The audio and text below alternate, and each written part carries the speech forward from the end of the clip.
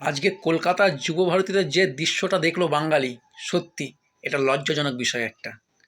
বাঙালির সেরা খেলা ফুটবল, বাঙালির আবেগ জড়িয়ে থাকে এই ফুটবলের সাথে। আর সেখানে যদি মেসির কথা আসে, তাহলে ভাবুন, মানুষ এক একটা টাকা জোগাড় করে রেখেছিল মেসিকে দেখার জন্য।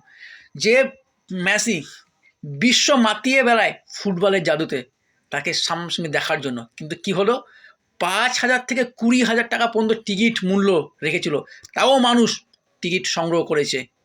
শুধু একটাই স্বপ্ন ছিল, একটু দু চোখ দিয়ে মেসিকে দেখবো সামনাসামনি। কিন্তু কি হলো, কিছু সংখ্যক কমিটির লোক, রাজনৈতিক লোক এবং মিডিয়া সম্পূর্ণভাবে গার্ড করে রেখেছিল। সাধারণ মানুষের চোখের সামনে কয়েক সেকেন্ডের জন্য দেখা গেছে। শোনা যাচ্ছে অধিকাংশ দর্শকরা মেসিকে দেখতে পায়নি। তাদের টিকিট কত টাকা মূল্য কেটেছিল? 5,000 থেকে 20,000। আবারও বাঙালির চোখে ধুলো দেওয়া হলো।